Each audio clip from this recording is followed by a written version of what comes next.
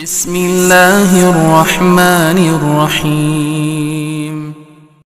Berdosa jika tidak bermazhab.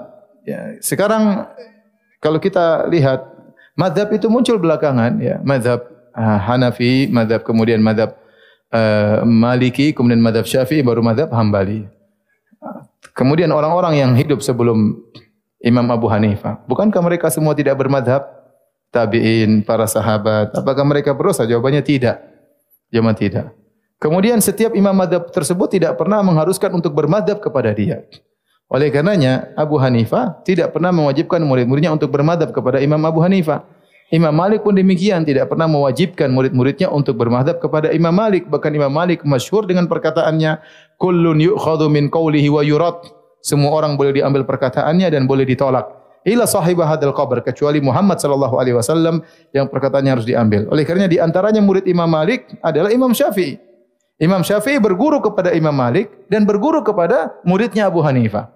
Dia berguru kepada Muhammad bin Hasan Asy-Syaibani, salah seorang murid dari Abu Hanifah yang masyhur, yaitu di antaranya Muhammad bin Hasan Asy-Syaibani. Kemudian dia berguru juga kepada Imam Malik, maka kemudian Imam Syafi'i membuat madrasah baru, mazhab baru. Dia tidak buat, tetapi dia jadi guru yang baru dengan metode ilmu yang baru sehingga jadilah mazhab apa? Syafi'i.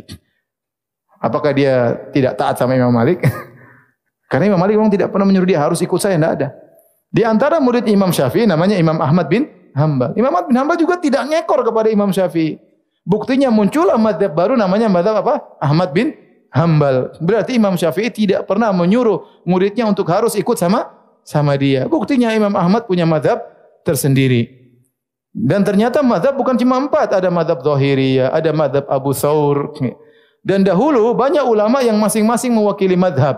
Seperti sering dinukil ucapan mereka oleh Imam Abu Isa At-Tirmidzi dalam Sunan Tirmidzi. Ada pendapat Ishaq bin Rahuya, gurunya Imam Bukhari.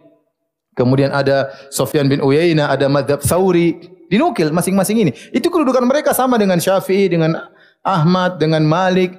Semuanya sama, tetapi mereka ini muridnya tidak mengembangkan ilmu mereka. Ishaq bin Rahuya tidak ada ilmunya yang dikembangkan, dilanjutkan sehingga begitu saja tinggal pendapat mereka namun tidak berkembang. Berbeda dengan Imam Abu Hanifah, Imam Malik, Imam Syafi'i, Imam Ahmad, murid-muridnya mengembangkan ilmu mereka sampai jadilah suatu apa? Mazhab. Padahal mereka tidak pernah buat namanya pertemuan, ayo kita bikin mazhab. Enggak, tapi itu berjalan dengan natural, dengan sendirinya. Karena ilmunya berkembang, maka ini metode Imam Syafi'i, metode Imam Ahmad, metode Imam Malik, metode Imam Abu Hanifah misalnya. Al-Imam Al-Bukhari sendiri tidak bermazhab. Ya, sering menyelisih. Banyak orang mengatakan dia mazhab Syafi'i. Ternyata dalam masalah fikih dia banyak menyelisih Imam Syafi'i. Nampak dari judul-judul yang beliau buat dalam Sahih Bukhari. Mau dikatakan mazhab Hambali juga tidak. Beliau banyak menyelisih juga mazhab Hambali. Sampai dikatakan dia punya mazhab sendiri. Imam Al-Bukhari. Menunjukkan tidak wajib untuk bermazhab. Tetapi orang kalau belajar fikih dianjurkan bermazhab terlebih dahulu dalam rangka untuk memudahkan belajar. Dalam rangka untuk memudahkan apa?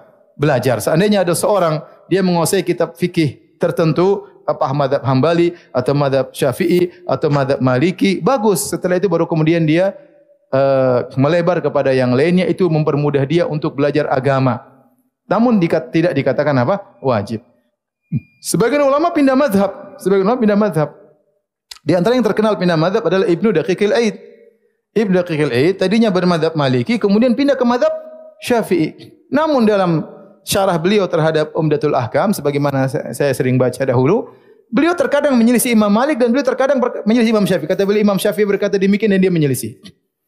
Demikian juga jangankan Ibnu Daqiqil Aid, muridnya langsung Imam Syafi'i, Al-Muzani, menukil perkataan Imam Syafi'i kemudian dia bantah perkataan Imam Syafi'i. Jadi sebenarnya mazhab itu adalah mempermudah untuk apa? Belajar, namun tidak dikatakan apa? Wajib. Nanti ada seorang berkata, kamu kalau sudah mazhab Syafi'i, solatmu, nikahmu, semuanya harus benar apa? Syafi'i. Gerakan solatmu juga, ini tidak benar. Mana dalilnya seperti itu? Kalau Imam Syafi'i Nabi, oke.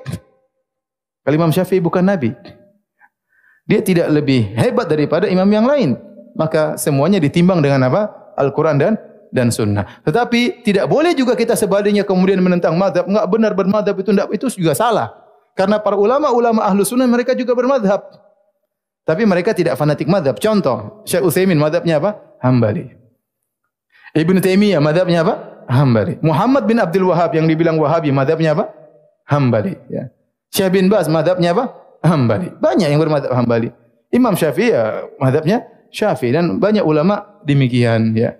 Jadi silakan bermadzhab, madzhab itu metode mempermudah untuk belajar, tidak boleh kita tentang dan juga tidak boleh kita wajibkan. Boleh bermadzhab, yang tidak boleh adalah fanatik. Baik, demikian saja kajian kita.